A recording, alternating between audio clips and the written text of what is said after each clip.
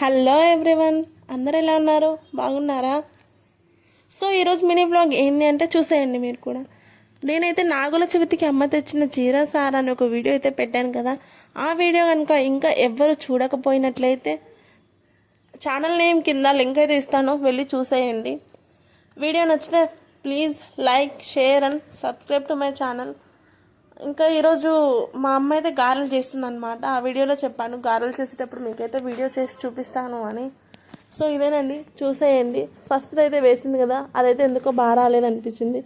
ఇక సెకండ్ చూడండి ఎంత బాగా పొంగుతూ వస్తుందో. ఇలా పొంగడం వల్ల లోపల పిండి ఏం లేకుండా క్రిస్పీగా వస్తాయి అన్నమాట.